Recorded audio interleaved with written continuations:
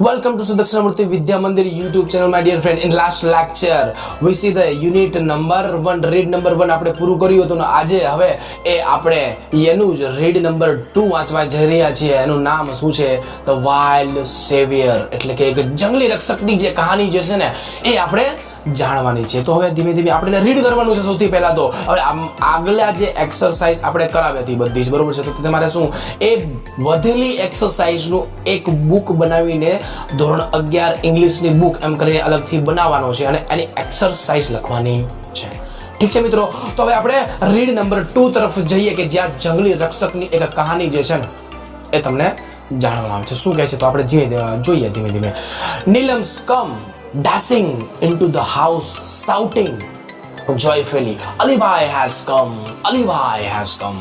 એટલે નીલમ જે છે ને એ આવે છે, ઘરની અંદર પ્રવેશે છે, ઉત્સાહથી પ્રવેશે છે. શું રાડો પાડતી એ પ્રવેશે છે. શું કહે છે તે? અલીભાઈ આવ્યા, અલીભાઈ આવ્યા. બરોબર, અલીભાઈ આવ્યા, અલીભાઈ આવ્યા. નીલમ જે છે ને એક પાત્ર છે, બરોબર, અલીભાઈ પણ એક પાત્ર છે. હવે નીલમ કોણ છે? બીજા આ તમને સેન્ટેન્સમાં કહેવામાં આવ્યું છે શું? All the member of Ram Singh's family went running out to see and here he was. એ રામસિંહની શું પુત્રી હતી આ નીલમ. એટલે રામસિંહની આ ફેમિલી જે છે ને, રામસિંહની ફેમિલી એ આ સાંભળી કે અલીભાઈ આવ્યા એવું નીલમ દોડતી અંદર કહે છે ને, એટલે આખું ફેમિલી આ સાંભળીને બહાર જાય છે અને બહાર જઈને તે શું તે અલીભાઈને જોવે છે. હવે અલીભાઈ કોણ છે? અલીભાઈ કોણ છે એ તમને કહું. A tall man with broad shoulder, red cheek and nose and whitish complexion. He was dressed in a warm, thick, long coat, tight trouser, big leather boots and a brown fur cap. એટલે કે જ્યાં અલીભાઈ છે ને મજબૂત ખભા, એમ કે મજબૂત ખભા, લાલ ગાલ અને ઘઉંવર્ણો વર્ણ. વિટિશ કોમ્પ્લેક્શન છે ને એનો મતલબ શું થાય? ઘઉંવર્ણો રંગ, એમ બરોબર છે ને. એટલે આ આપણો બધાનો જે ભારતીય લોકો જો હોય છે ને એને શું ઘઉંવર્ણો વર્ણ કહેવાય છે. ન તો ધોળો અને ન તો કાળો, કેવો ઘઉંવર્ણો. ઘઉંના દાણાનો રંગ કેવો હોય? આપણે બધા ઘઉંવર્ણા કહેવામાં આવે છે, બરોબર છે. આ જે અલીભાઈ હતા ને એ કેવા હતા કે ભાઈ મજબૂત ખભા હતા એમના, બરોબર, પછી લાલ ગાલ હતા અને ઘઉંવર્ણો તેમનો રંગ હતો. ઠીક છે. પછી શું કે એમને ડ્રેસ કેવો પહેર્યો હતો? તો કે ભાઈ એક ગરમ પોશાક પહેર્યો હતો કે શું? એક લાંબો ઊનનો કોટ હતો, એક ટાઈટ ટ્રાઉઝર એટલે કે પેન્ટ, એક ટાઈટ પેન્ટ પહેરેલું હોય છે. એ મોટા લેધર બૂટ એટલે ચામડાના જે બૂટ આવે છે ને એ પહેરેલા હોય છે. અને બ્રાઉન ફરની એક કેપ એટલે કે એક ટોપી. ફર એટલે શું કે જે નથી હોતા આપણે રૂછડા કહીએ ને, રૂછડા, બરોબર, રૂછડા. બ્રાઉન ફર એટલે રૂછડા વાળી એક ટોપી પહેરેલી એમને હોય છે, બરોબર. પછી શું? with the broad smile full of warmth Ramsingh hugged him and said. એટલે એક મોટી એક સ્માઇલ આપે છે, હ્યુજ સ્માઇલ આપે છે. કેવી કે ભાઈ હૂંફ ભરી સ્માઇલ આપે છે રામસિંહ જે છે ને એ અલીભાઈને, અને પછી તેમને ભેટી પડે છે અને કહે છે કે કમ ઇન એટલે આવ અંદર આવ, એમ. You are most welcome my friend. મારા ઘરની અંદર મારા મિત્રનું સ્વાગત છે. એક મિત્ર હોય છે રામસિંહ અને અલીભાઈ, આ બંને એક મિત્ર હોય છે અને અલીભાઈ રામસિંહ જે એના ઘરે આવેલા હોય છે એટલે એનું સ્વાગત કરે છે Ramsinh. Alibhai petted everyone and spoke lovingly to each member of family in his thick strong voice and made himself comfortable on couch. Alibhai શું કરે છે સાહેબ? તો બધાની સાથે આ ભારે અવાજ સાથે પહેલા તો પ્રેમથી વાત કરે છે, બધાની પીઠ થાબડે છે અને પોતાની જાતની જે સોફો કહેવામાં આવે ને એ ફિટ કરી દે છે, એટલે કે બેસે છે શાંતિથી, એમ બરોબર. Mother prepared some tea while Ram Singh talk to Alibhai. Mummy જે છે ને એ શું કરે છે ભાઈ? ચા બનાવે છે. હવે ઘરે કોઈ મહેમાન આવે એટલે આપણે તો ચા બનાવીએ ને બધા, તો એવી જ રીતે રામસિંહના આ જે વાઈફ છે એ ચા બનાવવા જાય છે ત્યારે સામે એ અલીભાઈ અને રામસિંહ બંને એકબીજા સાથે વાતો કરે છે. હવે વાતો શું કરે છે સાંભળો જરા. Alibhai was a traveller. Alibhai છે કોણ ખરેખર? તો કે અલીભાઈ એક ટ્રાવેલર એટલે કે મુસાફર છે. Who covered long distance on foot in the Himalaya mountain. એ લાંબા અંતરો પોતાના પગ દ્વારા, જો ગાડી દ્વારા નહીં, પગ દ્વારા જ એ સફર તય કરે છે. ક્યાં? હિમાલયની પહાડીમાં. બરાબર, હિમાલયના પહાડ, ત્યાં કોઈ વાહન તો જાય નહીં. એટલે માટે શું ત્યાં કણે એ પોતાના પગ દ્વારા જ એક સ્થળેથી બીજે સ્થળે જાય છે. પછી આગળ કહેવામાં આવ્યું છે he loved to observe the nature. એટલે observe nature એટલે કે આ અવલોકન કરવું જે છે ને, આ નેચરનું અવલોકન કરવાને તેમને ખૂબ જ શોખ હોય છે, ખૂબ જ મજા આવે છે એમને આ કુદરતનું અવલોકન કરવાની. બરોબર, તો એટલા માટે જ આ અલીભાઈ જે છે ને એ કુદરતનું અવલોકન કરે છે. અને આગળ તમને કહેવામાં આવે છે શું, he went from village to village, town to town in the mountain, selling dry apricots, herbs and medicines and precious stones he had collected during his traveling.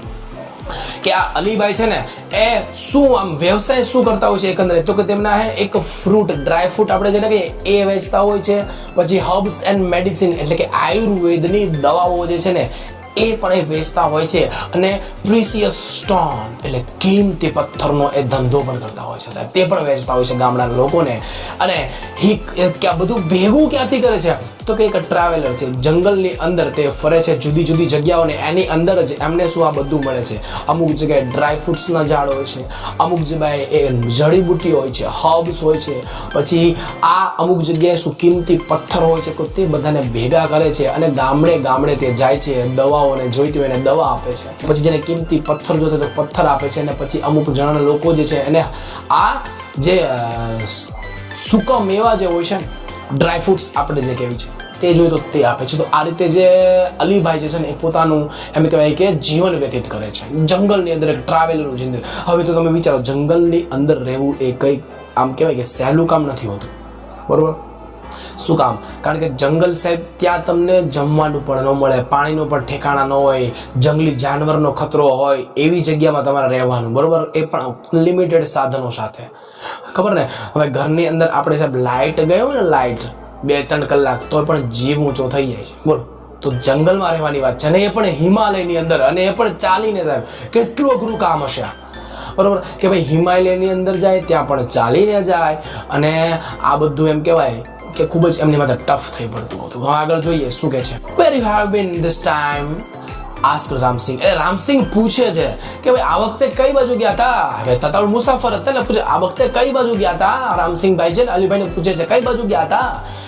I went up the high mountain up to the border of India and the Tibet. એટલે કે આ વખતે તો સાહેબ હું India અને તિબેટની border હતી ને ત્યાં હિમાલયના ટેકરી ઉપર ગયો હતો, ત્યાં આગળ નજીક ગયા. ઇન્ડિયાની તિબેટની બોર્ડરને અડી જાય ને ત્યાં ગયો હતો. પછી અલોન આસ્ક નીલમ તરત જ પૂછે એકલા ગયા હતા. નાની છોકરીઓ છે ને પૂછે છે તમે એકલા ગયા હતા, એટલે ઓલી શું કે નવાઈ પામે છે, એમ એકલા ગયા હતા તમે. તો પછી કહે છે આ અલીભાઈ કહે છે of course I am used to it. બરોબર, હવે તો મને તેની આદત પડી ગઈ છે, એટલે હું ત્યાં એકલો જ ગયો હતો, ત્યાં શું કોઈને સાથે લઈને ગયો નહોતો. વેલ I will stay here only for a night. પણ હું અહીંયા કણે માત્ર આજની રાત માટે જ છું. Tomorrow morning I shall leave. કે ભાઈ આવતીકાલની મોર્નિંગ જે છે ને ત્યારે હું શું કરીશ, અહીંયાથી જતો રહીશ. બરોબર, લીવ એટલે જતું રહેવું એમ થાય. પછી હી સેડ એને અલીભાઈ કહે છે. બરોબર ને, પછી શું કહે છે, નો અલીભાઈ નો.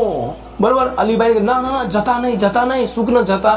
કે છે કે we won't let you go, અમે તમને જવા નહીં દેવી. શું કામ નહીં જવા દે? કે છે you have to tell us your hill story said Neelam કે છે ના ના અલીભાઈ ના, અમે તમને જવા નહીં દે જ્યાં સુધી તમે અમને તે પહાડની વાર્તાઓ નહીં સંભળાવો ને ત્યાં સુધી અમે તમને જવા દેશું નહીં. નીલમ કહે છે after lot of insistence he agreed to stay for 2 days.